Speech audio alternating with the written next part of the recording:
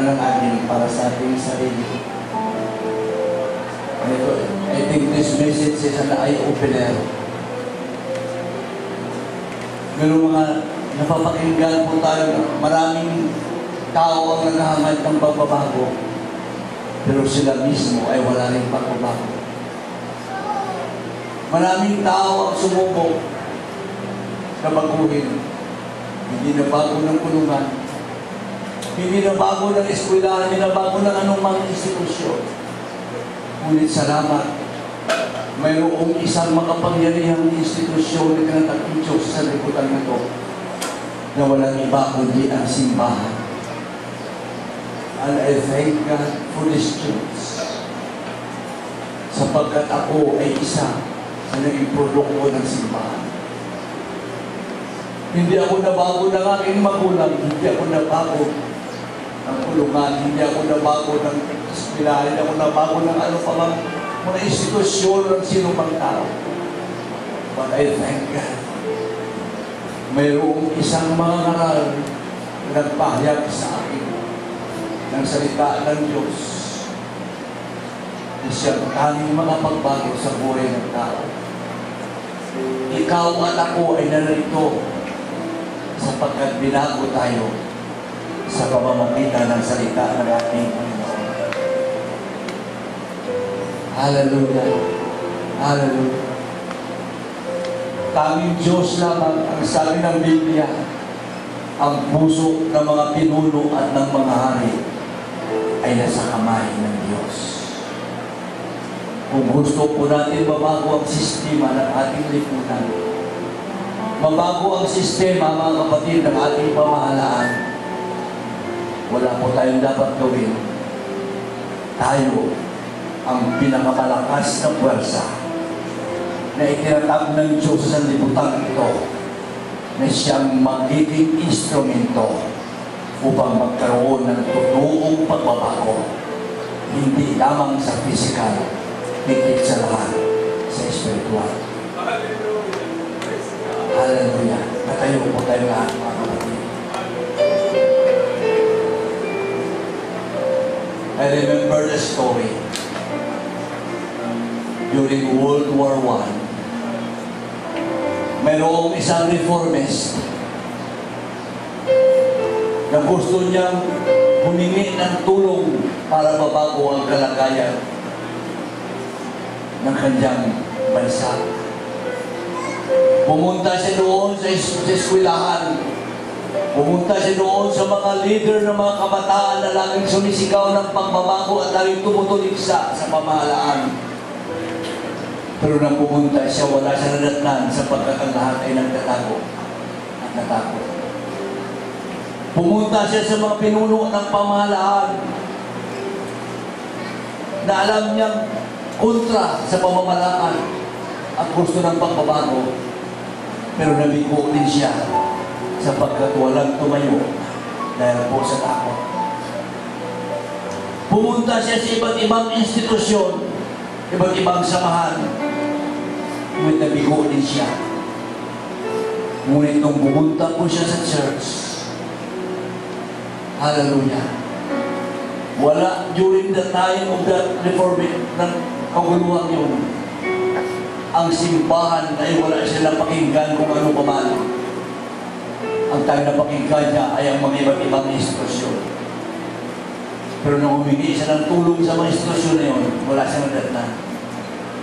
Nung pumunta po sa simbahan, nadatnan niya naroon ang mga tao na handang tumukol sa kanyang pangailangan.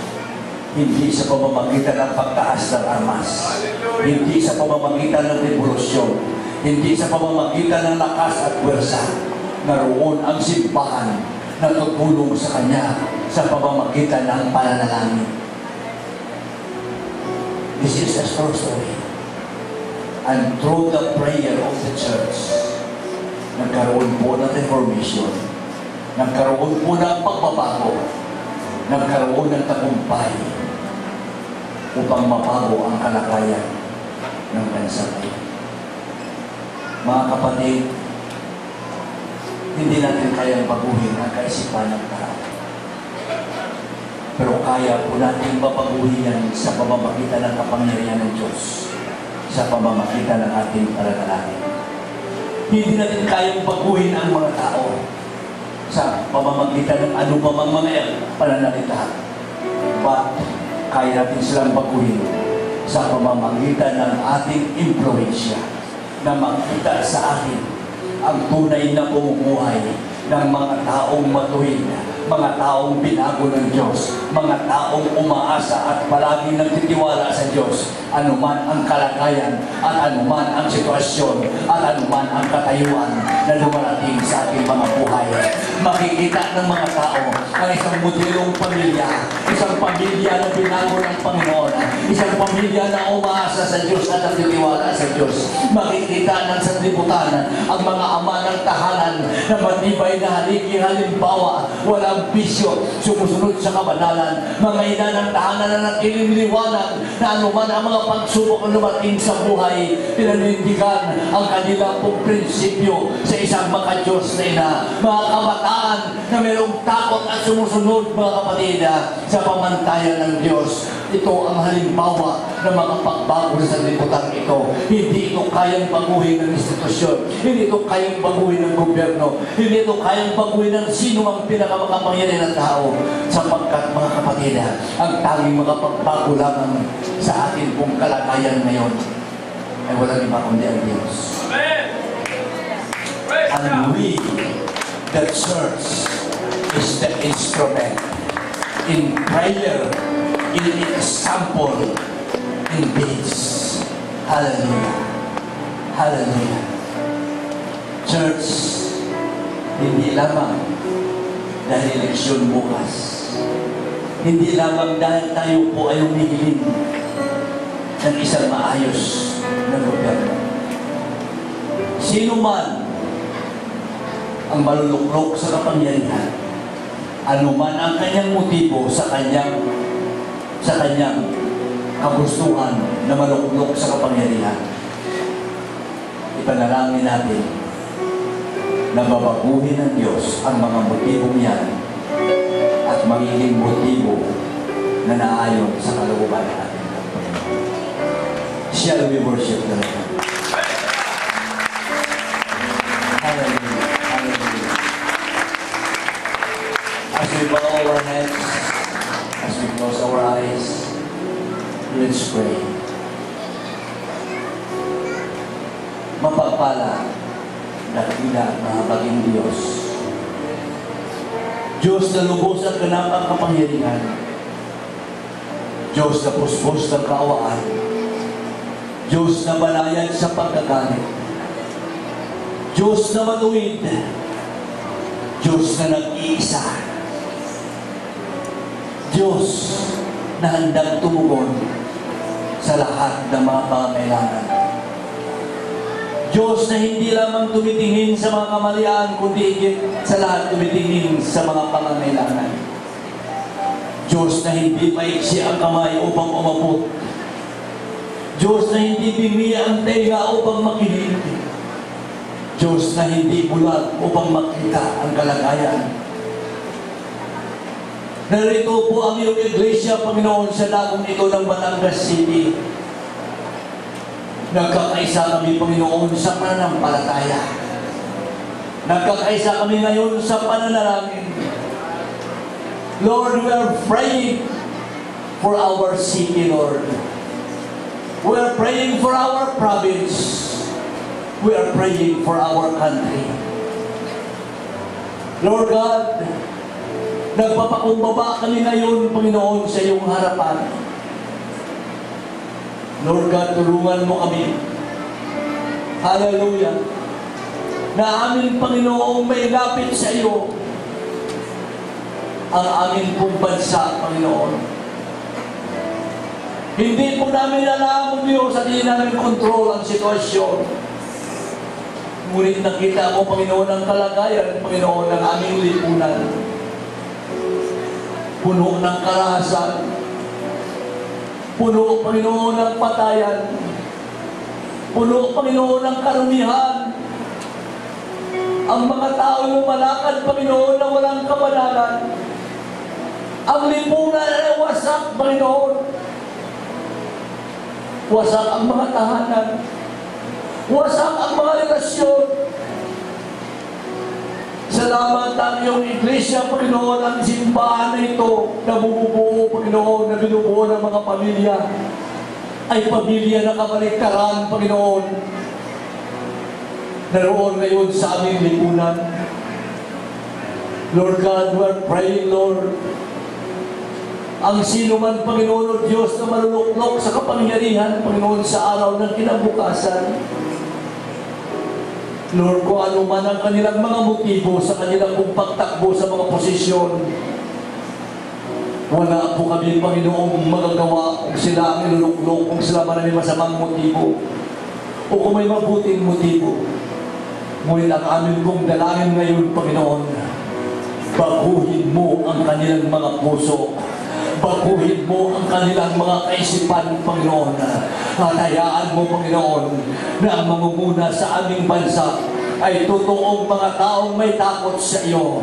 Totoong mga tao, Panginoon, na handa magpasakop sa iyong kalooban.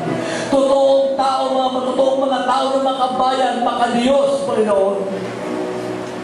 Lord God, according to your word, na sa iyong mga kamay, ang puso ng mga pinuno at ng mga